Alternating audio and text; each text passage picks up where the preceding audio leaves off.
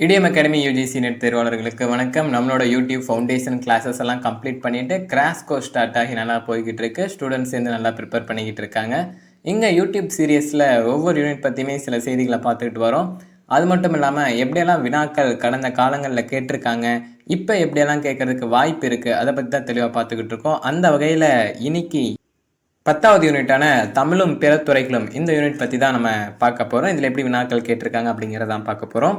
அதில் முதல் வினாவா 1934 பாரதி நினைவு நாள் அன்று துவங்கப்பட்ட நாளிதழ் எதுன்னு கேட்டிருக்காங்க. தினத்தந்தி, தினகரன், தினமலர், தினமணின்னு நம்ம அன்றாட வாழ்க்கையில் பார்க்கக்கூடிய நாளிதழ்கள் தான் கொடுத்துருக்காங்க. இதுக்கான விடை பார்த்தோம் அப்படின்னா தினமணி அப்படிங்கிறது தான் சரியான விடை.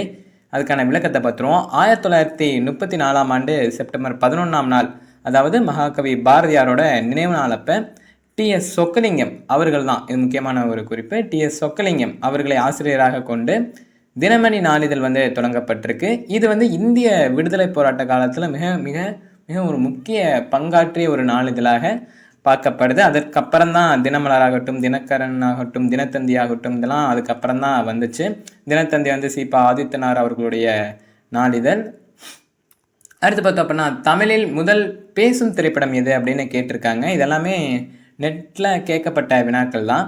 அதுக்கான ஆப்ஷன்ஸ் தான் வந்தே மாதரம், திருநீலகண்டர், ராஜா ஹரிச்சந்திரா, ஆலமாரா அப்படிங்கிற படங்கள்லாம் கொடுத்துருக்காங்க. ஆனால் இந்த வினா பார்த்தோம் அப்படின்னா தவறாக தான் கேட்டிருக்காங்க.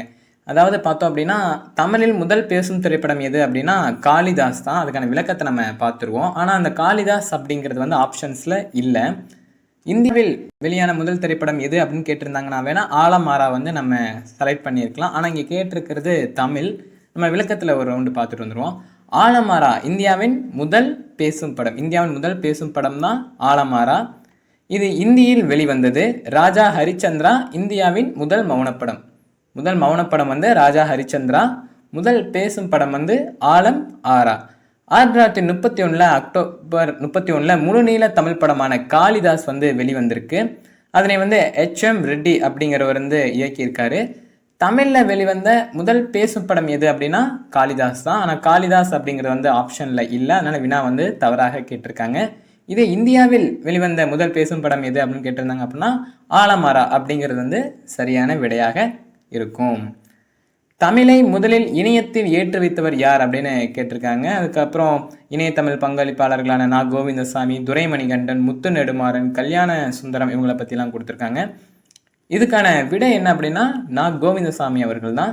நா. கோவிந்தசாமி அவர்கள் பார்த்தோம் அப்படின்னா சிங்கப்பூரை சேர்ந்தவர். இவர் 1995ஆம் ஆண்டு சிங்கப்பூர் தமிழ் முரசு அப்படிங்கிற அந்த ஒரு இதழை இணையத்தில் ஏற்றிருக்கிறார், அப்லோட் பண்ணியிருக்காரு. அது மூலமாக தமிழ் இணைய முன்னோடியாக கருதப்படுறவர் யார் அப்படின்னா நா. கோவிந்தசுவாமி. தமிழ் மொழி ஆராய்ச்சிக்கென்று சிகாகோ பல்கலைக்கழகத்தால் சென்னையில் தொடங்கப்பட்ட மின் நூலகம் எதுன்னு கேட்டிருக்காங்க.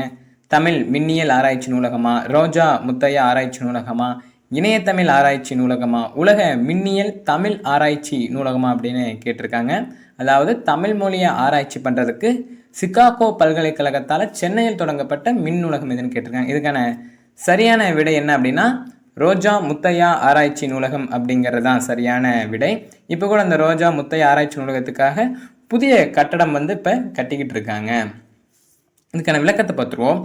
கோட்டையூர் ரோஜா முத்தையா செட்டியார் நிறைய நூல்களை சேகரித்து பாதுகாக்கிறதுக்கு அவர் நிறைய நூல்கள் சேகரிச்சிருக்காரு. அந்த நூல்களை பாதுகாக்கிறதுக்கு சிகாகோ பல்கலைக்கழகத்தோட முயற்சியால் சென்னையில் அவர் பெயர்லேயே ஒரு நூலகம் தொடங்கப்பட்டுச்சு. ஆங்கிலத்தில் RMRL அப்படின்னு சொல்கிறாங்க. ரோஜா முத்தையா ரிசர்ச் லைப்ரரி அப்படிங்கிறது தான் RMRL அப்படிங்கிறதுக்கான சுருக்கம்.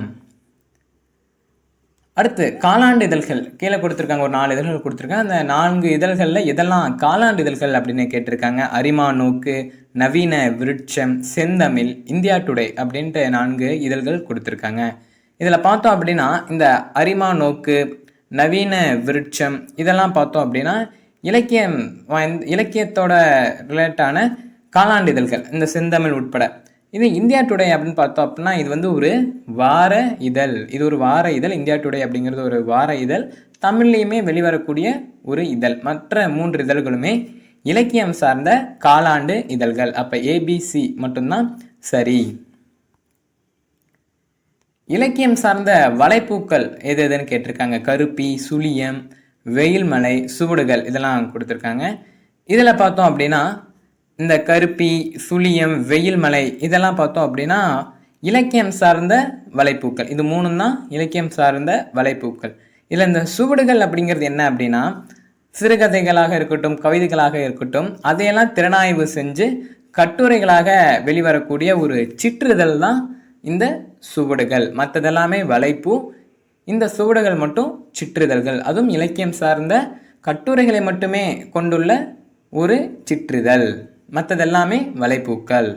அப்போ ஆப்ஷன் வந்து ஏபிசியை கொண்டிருக்கிற இந்த 1ஆம் நம்பர் ஆப்ஷன் தான் சரியான விடை. அடுத்து ஒரு பொறுத்துக வினா கேட்டிருக்காங்க. ஒரு புறம் பார்த்தோம் அப்படின்னா இதழ்கள் இருக்கு, இன்னொரு புறம் இதழ்கள் எந்த வகைமைக்குள்ள அடங்குது அப்படின்ட்டு கொடுத்துருக்காங்க. ஒரு புறம் வந்து செந்தமிழ், கோகுலம், நல்வழி, காலைக்கதிர் இது போன்ற இதழ்கள் இருக்கு. மறுபுறம் வந்து அது என்ன வகை, அறிவியல் இதழா, இலக்கிய இதழா, சிறுவர் இதழா, மருத்துவ இதழா அப்படிங்கிற மாதிரி ஒரு மேட்ச் த ஃபாலோயிங் அமைஞ்சிருக்கு. இதுக்கு பார்த்தோம் அப்படின்னா செந்தமிழ் அப்படிங்கிறது என்ன அப்படின்னா ஒரு இலக்கியம் சார்ந்த இதழ். இது வந்து யார் வெளியிட்டுக்கிட்டு வராங்க அப்படின்னா மதுரை தமிழ்ச்சங்கம், மதுரையில் அமைஞ்சிருக்கிற மதுரை தமிழ்ச்சங்கம், எம்ஜிஆர் அவர்களால் தொடங்கப்பட்ட மதுரை உலகத்தமிழ் சங்கத்தால் இந்த செந்தமிழ் இதழ் வந்து வெளிவந்துக்கிட்டு இருக்கு. அடுத்து கோகுலம். இந்த கோகுலம் வந்து பார்த்தோம் அப்படின்னா இது வந்து ஒரு சிறுவர் இதழ். சிறுவர்களுக்கு உண்டான சிறுகதைகள், கதைகள், படங்கள், வண்ணப்படங்கள், கேலி சித்திரங்கள் இதெல்லாமே இடம்பெற்றிருக்கும் இந்த கோகுலம் இதழில். அடுத்து பார்த்தோம் அப்படின்னா இந்த நல்வழி அப்படிங்கிறது என்ன அப்படின்னா மருத்துவ இதழ்கள், உடல் நலம் சார்ந்த செய்திகள், மூலிகை பற்றிய செய்திகள் இதெல்லாமே வந்து இந்த நல்வழி இதழில் வந்து இடம்பெற்றிருக்கும். அடுத்து காலைக்கதிர் அப்படிங்கிறது வந்து அறிவியல் இதழ். இதை வந்து தொடங்கினவர் யார் அப்படின்னா சயின்டிஸ்ட் ஜிடி நாயுடு. இவர் தான் ஜிடி நாயுடு பற்றி எல்லாத்துக்குமே தெரியும், சிறந்த ஆராய்ச்சியாளர். அவரால் தொடங்கப்பட்டது தான் இந்த கலைக்கதிர் அப்படிங்கிற இந்த அறிவியல் இதழ். காலைக்கதிர் அப்படின்ட்டு ஒரு இது இருக்குது, அது வந்து நாளிதழ் வகையை சார்ந்தது. அடுத்து நிரல்படுத்துக வினா. இதழ்களை வந்து காலவரிசையில் நிரல்படுத்துக சொல்லியிருக்காங்க. கசடதபர, எழுத்து இதழ், வானம்பாடி, மணிக்கொடி அப்படின்னு 4 இதழ்கள் கொடுத்துருக்காங்க. இந்த 4 இதழ்களையுமே காலவரிசை அடிப்படையில் நிரல்படுத்த சொல்லியிருக்காங்க. அந்த வகையில் பார்த்தோம் அப்படின்னா முதலாவதாக வரக்கூடியது எது அப்படின்னா மணிக்கொடி இதழ் தான் முதலாவதாக வரக்கூடியது. 1933 மணிக்கொடி இதழ் வந்து வெளிவந்துக்கிட்டு இருக்கு. அடுத்து பார்த்தோம் அப்படின்னா எழுத்து இதழ். எழுத்து இதழ் ஆசிரியர் நமக்கு தெரியும் சிசு செல்லப்பா அவர்கள் 1959 அந்த இதழ் வந்து வெளிவந்துக்கிட்டே இருக்கு. அடுத்து வந்து கசடதபர இதழ் 1970 இந்த இதழ் வந்து வெளிவந்துக்கிட்டு இருக்கு. அடுத்து 1971 தான் வானம்பாடி வருது. மணிக்கொடி வந்து முதலாவதாக வருது, அதை தொடர்ந்து எழுத்து, அதை தொடர்ந்து கசடதபர. ஒரு ஆண்டு இடைவேளையிலே வானம்பாடி இதழ் வெளிவந்துருது. அடுத்து காலவரிசையில் நிரல்படுத்த அடுத்த ஒரு வினா. Tharangambadi mission press, Vepery mission press, pastor press, Madras American press அப்படின்ட்டு ஒரு 4 பதிப்பகங்கள் கொடுத்துருக்காங்க, ஒரு பப்ளிகேஷன்ஸ் கொடுத்துருக்காங்க.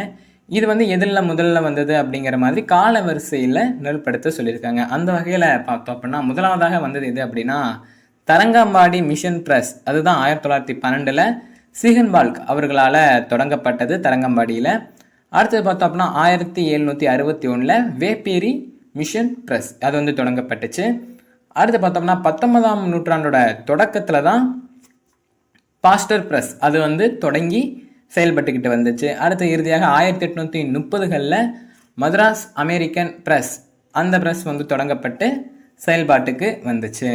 அந்த வகையில் பார்த்தோம் அப்படின்னா தரங்கம்பாடி மிஷன் பிரஸ் ஃபஸ்ட்டு, 2வதாக வந்து வேப்பேரி மிஷன் பிரஸ், 3வதாக வந்து பாஸ்டர் பிரஸ், 4வதாக வந்து மதராஸ் அமெரிக்கன் பிரஸ். அடுத்து தமிழில் வலைப்பூவை முதலில் உருவாக்கியவர் யார் அப்படின்னு கேட்குறாங்க. கார்த்திகேசு சிவத்தம்பி, கார்த்திகேயன் ராமசாமி, கார்த்திக் ராமாஸ், முத்து நெடுமாறன் அப்படின்ட்டு 4 பேர் கொடுத்துருக்காங்க. இதில் இந்த கார்த்திகேய சிவத்தம்பி எல்லாம் பார்த்தோம்னா திறனாய்வாளர், அப்போ அதனால் அவர் வரமாட்டார். இதுக்கான விடை பார்த்தோம் அப்படின்னா கார்த்திகேயன் ராமசாமி அப்படிங்கிறது தான் சரியான விடை. ஏன் அப்படின்னா தமிழில் முதல் வலைப்பு, இந்த வலைப்பு வந்து பிளாக் அப்படின்னு சொல்கிறாங்க, அதை வந்து உருவாக்கியவர் யார் அப்படின்னா கார்த்திகேயன் ராமசாமி. இவர் வந்து எப்போ உருவாக்குறாரு அப்படின்னா 2003 ஜனவரி 1ஆம் தேதி அப்போ தன்னுடைய வலைப்பதிவை வந்து எழுதியிருக்காரு. இவர் வந்து தமிழ் மனம் திரட்டி அப்படின்னு ஒரு திரட்டி இருக்குது, தமிழ் மனம் திரட்டி, அந்த திரட்டி நிறுவனத்தோட செயலாளராக பணிபுரிஞ்சுக்கிட்டு வராரு கார்த்திகேய சிவத்தம்பி. அடுத்து கீழே கொடுக்கப்பட்டிருக்குள்ள இலக்கிய இதழ் எதுன்னு கேட்குறாங்க. கோகுலமா, ஜனசக்தியா, துளிரா, காலமா அப்படின்ட்டு கேட்குறாங்க. இதில் பார்த்தோம் அப்படின்னா கோகுலம் அப்படிங்கிறது சிறுவர் இதழ் அப்படிங்கிறது நம்ம முன்னாடியே பார்த்துருந்தோம். இப்போ கோகுலம் எப்படி இருந்தாலும் வராது. அதனால் விடை என்னன்னு பார்த்தோம் அப்படின்னா காலம் அப்படிங்கிறது தான் சரியான விடை. இந்த காலம் இதழ் இது வந்து பார்த்தோம் அப்படின்னா கனடாவில் இருந்து செவ்வமலர் மற்றும் செவ்வமுரளி ஆகியோரால் நடத்தப்பட்டுக்கிட்டு வருது. யார் யார் நடத்துகிறாங்க அப்படின்னா செவ்வமலர், செவ்வமுரளி இந்த 2 பேரால் நடத்தப்பட்டுக்கிட்டு இருக்கு. உலகளாவிய தமிழ் இலக்கிய இதழாக இந்த காலம் இதழ் வந்து இருக்கு. கோகுலம் அப்படிங்கிறது வந்து சிறுவர் இதழ் அப்படிங்கிற நம்ம முன்னாடியே பார்த்துருந்தோம். துளிர் அப்படிங்கிறது வந்து அறிவியல் இதழ். ஜனசக்தி அப்படிங்கிறது வந்து ஜனதா கட்சியோட ஒரு இதழ். ஜனசக்தி அப்படிங்கிறது ஜனதா கட்சி அப்படிங்கிற ஒரு கட்சியோட இதழ். அடுத்து ஒரு நெருப்படுத்துக. கால அடிப்படையில் தோன்றிய இதழ்களை வரிசைப்படுத்த சொல்லியிருக்காங்க. மணிக்கொடி, சரஸ்வதி, விடிவெள்ளி, எழுத்து அப்படின்ட்டு 4 இதழ்கள் கொடுத்துருக்காங்க. முன்னாடியே கூட நம்ம மணிக்கொடி, எழுத்து இதழ்கள் பற்றி பார்த்துருந்தோம். இப்போ சரஸ்வதி, விடிவெள்ளி இந்த இதழ்கள்லாம் கொடுத்துருக்காங்க. இந்த இதில் பார்த்தோம் அப்படின்னா மணிக்கொடி இதழ் வந்து 1933லேயே வந்துடுது. நம்ம முன்னாடியே பார்த்துருந்தோம். அதுக்கப்புறம் பார்த்தோம் அப்படின்னா சரஸ்வதி இதழ் வந்து வருது. 1955 வந்து சரஸ்வதி இதழ் வருது. அதுக்கப்புறம் பார்த்தோம் அப்படின்னா விடிவெள்ளி இதழ் வந்து 1958 வெளிவருது. அது வந்து 1 ஆண்டுகள் இடைவெளியிலேயே சீச செல்லப்பாவுடைய எழுத்து இதழ் வந்து 1959 வந்து வெளிவந்துடுது. அடுத்து ஒரு பொறுத்துக வினா. இந்த பக்கம் பார்த்தோம் அப்படின்னா அறிவியல் தமிழ் இதழ்கள்லாம் இருக்குது. இந்த பக்கம் பார்த்தோம் அப்படின்னா ஆசிரியர்கள் கொடுத்துருக்காங்க. ஓகேங்களா. இந்த பக்கம் வந்து அறிவியல் தமிழ் சார்ந்த நூல்கள் இடம்பெற்றிருக்கு. மறுபுறம் வந்து ஆசிரியர்கள். தமிழ் நூல்களில் வந்து கலை சொல்லாக்கம், அறிவியல் தமிழியல், பொருள் புதிது, வளம் புதிது, அறிவியல் தமிழ் போன்ற நூல்கள் வந்து இடம்பெற்றிருக்கு. மறுபுறம் வந்து நெல்லை சு. முத்து, ராமசுந்தரம், ராதா செல்லப்பன், வாசே குழந்தைசாமி அவர்கள் பற்றின நூல்கள் தான் இந்த பக்கம் கொடுத்துருக்காங்க. அதில் பார்த்தோம் அப்படின்னா இந்த கலை சொல்லாக்கம், இந்த அறிவியல் தமிழ் தொடர்பான கலை சொல்லாக்கத்துக்கான நூல் ஆசிரியர் யார் அப்படின்னா ராதா செல்லப்பன். நிறைய நூல்கள் எழுதியிருக்காரு. இணையத்தமிழ் மிகப்பெரிய ஒரு பங்களிப்பாளர். அறிவியல் தமிழியல் அதோட நூல் ஆசிரியர் யார் அப்படின்னு பார்த்தோம் அப்படின்னா நெல்லை சு. முத்து அவர்கள் தான் அறிவியல் தமிழியோட ஆசிரியர். அப்புறம் பொருள் புதிது, வளம் புதிது இதோட ஆசிரியர் வந்து ராமசுந்தரம். அடுத்து அறிவியல் தமிழ் இதோட ஆசிரியர் வந்து பார்த்தோம் அப்படின்னா வாசே குழந்தைசாமி அவர் தான் அறிவியல் தமிழ் அந்த ஒரு நூலோட ஆசிரியர். அடுத்த ஒரு வினா. மேடை பேச்சு கலையின் தந்தை இவர்களில் யார் அப்படின்னு கேட்டிருக்காங்க. அண்ணா, பெரியார், திருவிகா, ராபி சேதுப்பிள்ளை அப்படின்ட்டு 4 பேர் கொடுத்துருக்காங்க. 4 பேருமே மேடை பேச்சுகளில் தனக்குன்னு ஒரு பாணியை கொண்டவங்க தான். அண்ணா அவர்களாக இருந்தாலும் சரி, அண்ணா அவர்களுடைய தாழ்ந்த தமிழகமே அந்த ஒரு மேடை பேச்சு எல்லாமே வந்து புத்தகமாக வெளியிட்டு பெரிய ஒரு விற்பனையை கொண்ட ஒரு புத்தகம் தான் அண்ணாவுடைய அந்த ஒரு சொற்பொழிவு. அடுத்த பெரியார் அவர்களுமே மேடை பேச்சில் சிறந்த ஒரு நபர். திருவிகா அவர்களுமே ராபி சேதுப்பிள்ளை இவங்க இருவருமே பார்த்தோம் அப்படின்னாலே மேடை பேச்சில் தனக்கே உரிய பாணிகளில் செய்திகளை ஏற்ற இறக்கத்தோடு வெளிப்படுத்தக்கூடியவர்கள். ஆனால் மேடை பேச்சு கலையோட தந்தை அப்படின்னு அழைக்கப்படுறது யார் அப்படின்னா திருவிகா அவர்கள் தான் மேடை பேச்சு கலையின் தந்தை அப்படின்னு அழைக்கப்படுறாரு. தமிழில் மேடை பேச்சை பயன்படுத்தி அதற்கு ஒரு கலை வடிவம் கொடுத்தவர் யார் அப்படின்னா திருவிகா அப்படின்னு அழைக்கப்படுற திருவி கல்யாண சுந்தரம் தான். அதனால் அவர் வந்து மேடை பேச்சோட தந்தை அப்படின்னு போற்றப்படுறாரு. அடுத்து ஒரு வினா பார்த்தோம் அப்படின்னா 1939 திருச்சியில் அகில இந்திய வானொலி நிலையத்தை தொடங்கி வைத்தவர் யார் அப்படின்னு கேட்குறாங்க. 19ஆம் நூற்றாண்டு அந்த தொடக்கத்துல எல்லாம் பார்த்தோம் அப்படின்னா நிறைய வானொலி சேவை மையங்கள் வந்து தொடங்கப்பட்டுச்சு. இந்திய அரசாங்கத்தாலுமே தொடங்கப்பட்டுச்சு. பல நிறுவனங்கள் வந்து தொடங்கப்பட்டுச்சு. ஒவ்வொரு மாநிலங்கள்லையுமே தொடங்கப்பட்டுச்சு. அந்த வகையில் தமிழ்நாட்டில் திருச்சியில் வந்து 1939ஆம் ஆண்டு வந்து தொடங்கியிருக்காங்க. அதை தொடங்கி வச்சவர் யாருன்னு கேட்குறாங்க. ராஜாஜியா, எஸ்கின் பிரபுவா, காமராசரா, பெண்டிங் பிரபு அப்படின்னு கேட்டிருக்காங்க. இதுக்கான விடை என்னன்னு பார்த்தோம் அப்படின்னா ராஜாஜி தான் 1939ஆம் ஆண்டு மே மாதம் 16ஆம் தேதி வந்து திருச்சிராப்பள்ளி வானொலி நிலையத்தை வந்து ஆல் இந்தியா ரேடியோ அப்படின்னு சொல்லுவாங்க, ஏர் அப்படின்னு சொல்லுவாங்க, அதை வந்து அதிகாரப்பூர்வமாக தொடங்கி வச்சிருக்காரு. தொடங்கி வச்சுட்டு அதில் வந்து அவர் வந்து ஒரு உரையுமே ஆற்றினார். அந்த உரை வந்து மிகவுமே போற்றப்பட்டுருச்சு, மிகவும் பாராட்டப்பட்ட ஒரு உரை. நிறுவனத்தை தொடங்கி வச்சது இல்லாமல் முதல் உரையை வந்து அவர் தான் நிகழ்த்தினார். அந்த டைமில் பார்த்தோம் அப்படின்னா மெட்ராஸ் மாகாணத்தோட முதலமைச்சராக ராஜாஜி அவர்கள் வந்து இருந்தார். இதில் இன்னொன்று பார்த்தோம் அப்படின்னா, இந்த எர்ஸ்கின் பிரபு இவருமே அந்த நிகழ்வில் இருந்திருக்காரு. இவர் வந்து அந்த நிகழ்வில் முன்னிலை வகிச்சிருக்காரு. ராஜாஜி வந்து தொடங்கி வச்சிருக்காரு. எர்ஸ்கின் பிரபு வந்து விழாவை முன்னின்று நடத்தி வச்சிருக்காரு. ஏன் அவர் இருந்தார் அப்படின்னு பார்த்தோம் அப்படின்னா, இந்திய சுதந்திரத்துக்கு முன்னாடி பல மாகாணங்களாக இருந்துச்சு இல்லையா, அதில் வந்து சென்னை மாகாணத்துக்கான ஆளுநராக இருந்தவர் யார் அப்படின்னா எர்ஸ்கின் பிரபு அவர்கள் தான். இது மாதிரி ஒவ்வொரு கான்செப்டில் இருந்தும் எப்படியெல்லாம் கொஸ்டின்ஸ் வந்திருக்கு அப்படிங்கிறத தெரிஞ்சுக்கிட்டு அதுக்கேற்ற மாதிரி படித்தோம் அப்படின்னா நமக்கு தேவையான கட் ஆஃபை ரீச் பண்ணிடலாம். முன்னையே சொன்ன மாதிரி ஒரு நல்ல கைடன்ஸும் சரியான திட்டமிடலும் ஒரு சின்ன உழைப்பும் போட்டோம் அப்படின்னாலே நிச்சயமாக நம்மளால் பாஸ் பண்ண முடியும். நம்ம இடிஎம் அகாடமியோட கிராஷ் கோர்ஸ் வந்து நடந்துக்கிட்டு இருக்கு. இதில் நீங்கள் ஜாயின் பண்ணிக்கலாம். நம்ம இடிஎம் அகாடமியிலிருந்து எடுக்கிற எல்லா வகுப்புகளும் இடிஎம் அகாடமி ப்ளே ஸ்டோர் ஆப்பில் இருக்கும். அதில் நீங்கள் ஜாயின் பண்ணி அந்த வீடியோவை பார்த்துக்கலாம். நோட்ஸஸ் அதில் அவைலபிளாக இருக்கும்.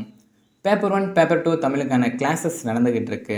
பேப்பர் 1 கிளாஸஸ் பார்த்தோம் அப்படின்னா மண்டே, வெனஸ்டே அண்டு ஃப்ரைடே நடக்கும். பேப்பர் 2 கிளாஸஸ் வந்து டியூஸ்டே, தேர்ஸ்டே அண்டு சாட்டர்டே நடக்கும்.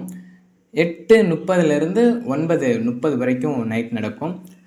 நம்ம தமிழ் கிளாஸஸ் பார்த்தோம் அப்படின்னா 10 யூனிட் பற்றியுமே நம்ம படிக்க போகிறோம். பழந்தமிழ் இலக்கியங்களில் இருக்கிற 8 தொகை 10 பாட்டாக இருந்தாலும் சரி, காப்பியங்களில் பெருங்காப்பியங்கள், சிறுகாப்பியங்கள், பிற்கால காப்பியங்கள், பக்தி இலக்கியங்கள், உரையாசிரியர்கள், சிற்றிலக்கியங்கள், இக்கால இலக்கியம், இலக்கணம், மொழி வரலாறு, அதில் நோக்கு நூல்கள், இலக்கிய திறனாய்வு, தமிழக வரலாறு, தமிழக பண்பாடு, தமிழ் ஊடகங்கள் அப்படின்ட்டு எல்லாத்தையும் பற்றியுமே நம்ம பார்க்க போகிறோம். ஒவ்வொரு பாடம் முடிந்ததும் அந்த பாடத்திலிருந்து வினாக்கள் வந்து தேர்வுக்கு அமைக்கப்படும். அதன் தொடர்ச்சியாக பார்த்தோம் அப்படின்னா 28-30 வந்து நம்ம எக்ஸாம் எப்படி அட்டன் பண்ணுவோமோ அது மாதிரியே ஃபுல் லென்த் மார்க் டெஸ்ட் வந்து இருக்குது. அதே போல் ஒரு 3 டெஸ்ட் சீரீஸ் வந்து நம்ம வச்சுருக்கோம்.